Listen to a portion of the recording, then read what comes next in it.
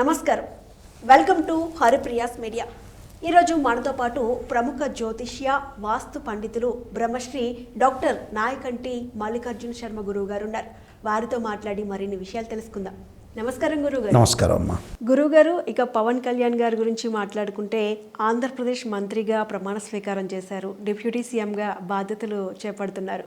Deputy CM అయిన తర్వాత ఆయనకి జాతక ప్రకారం ఎలా ఉండబోతోంది? నేను గత వీడియోలోనే చంద్రబాబు నాయుడు గారు, పవన్ కళ్యాణ్ గారు, అలానే బీజేపీ మూడు కూడా టైఅప్ అయ్యేదని దాదాపు సంవత్సరం క్రితమే చెప్పాను. నేను చాలామంది కూడా ఆలోచన చేశారు అసలు కలుస్తాయా కలవగలుగుతారా లేదా అని. గత వీడియోలో చూసుకుంటే వాటి గురించి చెప్పాను. అయితే పవన్ కళ్యాణ్ గారి గురించి చూద్దాం ఒకసారి. చూస్తే మన జాతకాన్ని మనం ఆలోచన చేస్తే ప్రత్యేకంగా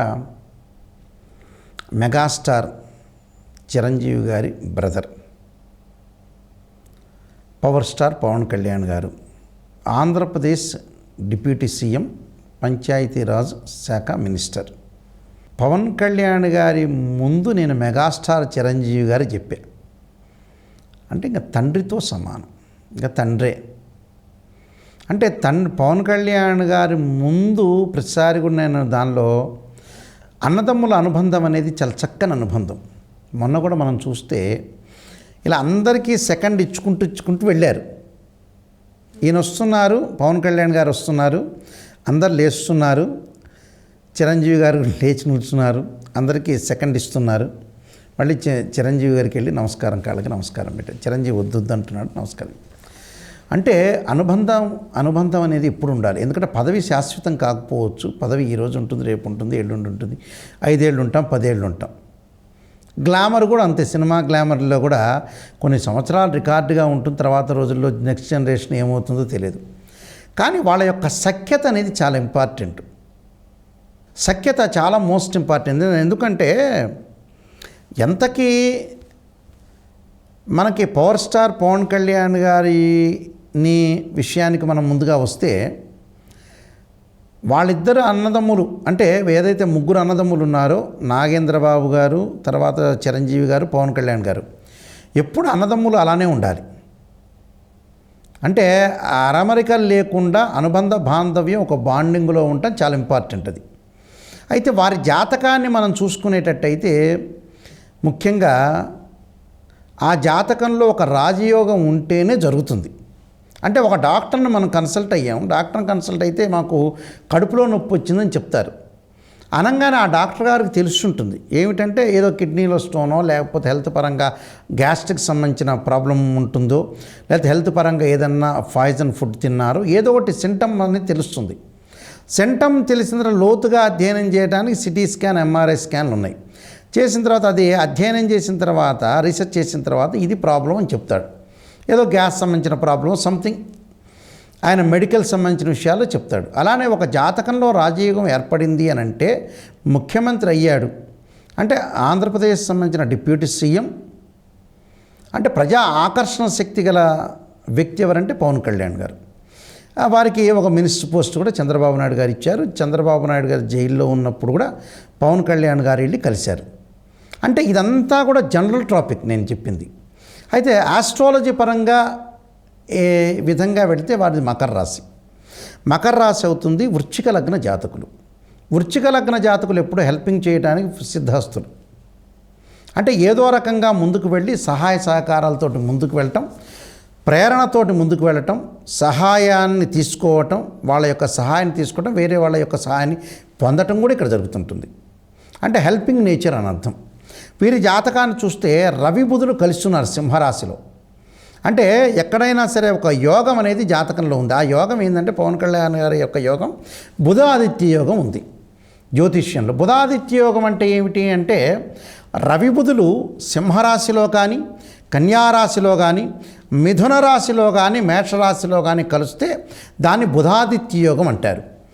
అంటే రవి రాజకీయ పరంగా ఉండే కారకుడు రవి బుధులు ఇద్దరూ కూడా కలిశారనుకోండి, సింహరాశిలో కలిశారు ఈ జాతకంలో. కలిస్తే ఏంటంటే మంచి సంఘంలో కీర్తి ప్రశ్నలు, ఫేము, ప్రధానమైన పాత్ర. గతంలో నేను చెప్పా వీరి యొక్క మాటల్లో వీరు పరిణితి చెందారని చెప్పాను చాలా వీడియోల్లో కూడా. అంటే అప్పటి వరకు పరిణితి చెందాల నిజం చెప్పాలంటే. తర్వాత రోజుల్లో ఒక 10 months 1 year ముందు కంటే కూడా 1 year తర్వాత వీరు మాట్లాడే విధానంలో పరిణితి చెందారు క్లారిటీగా చెప్పాలంటే. ఏమనుకోరు నేను చెప్పిన పవన్ కళ్యాణ్ గారు. అయితే పరిణితి చెందారు. అంటే ఆ పరిణితిని నేను గమనిస్తూ ఉన్నాం, మేము కూడా గమనిస్తున్నాం, జాతకాన్ని చూస్తున్నాం. జాతకాన్ని చూసినప్పుడు కూడా ఆ జాతకంలో వేరియేషన్స్, ఎందుకంటే వాళ్ళ ఫ్యాన్స్ వాళ్ళందరూ నన్ను ఫోన్ చేసేవాళ్ళు చాలామంది ఉంటారు, అడుగుతుంటారు. అయితే ఆ పరిణితి చెందారు. పరిణితి చెందడం శుభపరిణామే. అంటే మాటల్లో వేవ్స్లో తేడా వచ్చినాయి. అప్పుడు ఏమైందంటే ఆయన జాతకపరంగా గురుబలం బాగా పెరిగింది. గురుబలం బాగా పెరిగిందంటే ఏంటంటే మాటల్లో ఎలా మాట్లాడాలో పరిపూర్ణంగా కంప్లీట్ మ్యాన్ అయ్యాడని అర్థం.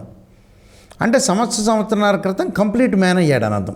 అంటే ఎలా మాట్లాడాలి భాష అనేది, అంటే ఎక్స్పీరియన్స్ రావాలి కదా ఎవరికైనా. అప్పుడు నెంబర్ 1 స్థాయికి వచ్చాడు, నేను చెప్పే ఆల్రెడీ. అయితే రవి బుధాదిత్యోగం ఉండటం వల్ల చాలా అద్భుతంగా సంఘంలో కీర్తి ప్రతిష్టలు, పేరు రావటం, ప్రధాన పాత్ర పోషించటం. ఈ ప్రధాన పాత్ర వరుడు కూడా నేను చెప్పే ప్రధాన పాత్ర పోషించే అవకాశాలు బాగా ఎక్కువ ఉన్నాయి. అలాంటి రవి బుధాదిత్య యోగం అనేది చాలా మంచి యోగం. అంటే రాజకీయ పరంగా పరిణితి చెందుతాడని అర్థం. రేపటి రోజుల్లో కూడా అంతే. అలాంటి రవి బుధతో పాటు శుక్రగ్రహం కూడా ఉంది. శుక్రగ్రహం ఉండటం వల్ల కూడా కళలు, సినిమాలు, రాజకీయ పరంగా ముందుకు వెళ్ళే అవకాశాలు. అలానే వీరి జాతకంలో కుజరాహులు చంద్రుడితో కలిశారు. అంటే మానసికంగా ఆందోళన చెందే వ్యక్తే ఈయన. అంటే చంద్రరాహులు కలిసి కుజుడు కలిసిన తర్వాత అప్పుడప్పుడు మానసికంగా డిప్రెషన్ ఉంటుంది.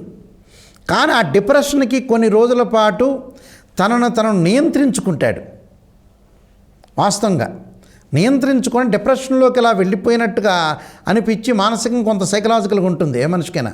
దానిలో వెళ్ళినట్టు వెళ్ళి మళ్ళీ బయటకు వచ్చేస్తాడు. బయటకు వచ్చాడంటే ఒక ఉదాహరణ ఏంటంటే శంకర్ దాదా ఎంబీబీఎస్ సినిమా చూసారా? చూసిన తర్వాత చిరంజీవి గారు ఏం చేస్తారు, ఒక అమ్మాయిని ప్రేమిస్తాడు. ఆ ప్రేమించిన అమ్మాయి ఏమవుతుందంటే వేరే వాళ్ళతో పెళ్ళి అయిపోతుంది. అనగానే అమ్మటే మా ఇంటి ఎదురు ఒక అమ్మాయి వచ్చింది అంటాడు. అంటే అది మరుపు జరగాలని అర్థం. అంటే అది శంకర్దాదా ఎంబీబీఎస్లో ప్రేమికులకి ప్రేమించుకున్న వాళ్ళకి ఎవరికైనా సరే అది ఒక నీతివాక్యంగా చెప్పుకోవచ్చు. అంటే డిప్రెషన్లోకి వెళ్లకుండా ఈ అమ్మాయి ప్రేమించట్లేదు, ఇంకో అమ్మాయిని ప్రేమించవచ్చు, లేదా పెద్దవాళ్ళు చెప్పిన పెళ్లి చేసుకోవచ్చు. అంటే నువ్వు దేవదాస్ కాకూడదనేగా అర్థం. అది నీతి వాక్యం. అది అంటే ఒక మెసేజ్ మనకి. అలానే వీరి జాతకంలో కూడా చంద్రుడు రాహు కుజుడు యొక్క కాంబినేషన్ ఉన్న తర్వాత మానసికంగా వెళుతూ ఉన్నా కూడా మళ్ళీ ఫైట్ చేయడానికి సిద్ధపడతాడు. అంటే ఈ ఫైట్ చేయడానికి సిద్ధపడటానికి కారణం ఏంటంటే జాతక పరంగా అద్భుతంగా ఉంది. అందులో వృశ్చిక లగ్నంలో గురువు ఉన్నాడు. ఇక్కడ ఈ లగ్నంలో గురువు ఏదైతే వృశ్చిక రాశిలో గురువు ఉండటం అదే లగ్నం కావటం వల్ల కూడా చాలా అద్భుతమైన రిజల్ట్స్ వస్తాయి. ఇది అద్భుతమైన రిజల్ట్స్ అంటే ఏంటి? గురువు యొక్క యోగం ఉంది. గురువు యొక్క యోగం ఉండటం వల్ల కూడా అధికారాన్ని పొందే అవకాశం అనేది రావటానికే కారణం ఇది. అంటే పరిణితి చెందాడు, గతం కంటే కూడా మెరుగైన ఫలితాలు వస్తాయి. అంటే ఒక రాజయోగం అనేది ఉంది. ఆ రాజయోగం ఏమవుతుందంటే ఈయన జాతకంలో ఎప్పుడు కూడా స్లోగా ఎంటర్ అవుతుంది. అంటే ఒకేసారి రాదు. అంటే గత సంవత్సరాల్లో ఈయన పార్టీ పెట్టిన తర్వాత పార్టీ ఆవిర్భావ డేట్ కూడా తీసుకున్న తర్వాత స్లోగా అయింది. అది స్లోగా అయిపోయి ఒక పరిణితి చెంది ఒక డిప్యూటీ సీఎం అనే ఒక పదవికి చేపట్టడానికి కూడా అతనికి జాతకపరంగా అనుకూలమైనగా ఉంది. ఎందుకంటే మకర రాశి వాళ్ళకు కూడా గోచారీత్యా ఏప్రిల్ మాసంలోకి పంచమ స్థానంలో గురువు ఎంటర్ అయ్యాడు. అంటే 5వ స్థానంలో గురువు ఉన్నాడంటే పదవీ యోగం వస్తుందని అర్థం. అంటే ధనయోగం కలుగుతుంది, పదవీ యోగం కలుగుతుంది, సంఘంలో కీర్తి ప్రతిష్టలు, ఉన్నతమైన ప్రమాణంతో జీవించే అవకాశం ఒకటి ఉంటుందని అర్థం. అది కూడా చాలా ఇంపార్టెంట్. తర్వాత కుజుడు రాహు చంద్రుడు కలిశారు. ఇక్కడ కుజుడు ఏంటంటే అన్నదమ్ముల యొక్క పాత్ర. అంటే అన్నదమ్ములు కొంత సపోర్ట్ బాగా ఉంటారని అర్థం. అన్నదమ్ములు సపోర్టుగా ఉంటారు. కుజుడు చంద్రుడు రాహు కలిస్తే కూడా వాళ్ళ వల్ల మేలు జరిగే అవకాశం అనేది బాగా ఎక్కువగా ఉంటుంది వీరికి.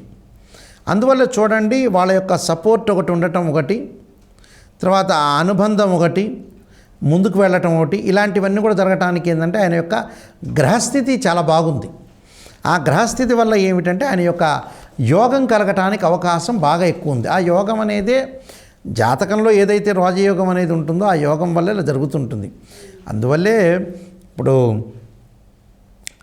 ఈ పవన్ కళ్యాణ్ గారు, పవర్ స్టార్ పవన్ కళ్యాణ్ గారు ఏదైతే డిప్యూటీ సీఎం పదవి, పంచాయతీరాజ్ శాఖ మినిస్టర్గా ఈయన సీట్లు 21 సీట్లు వచ్చి మినిస్టర్గా అయ్యారంటే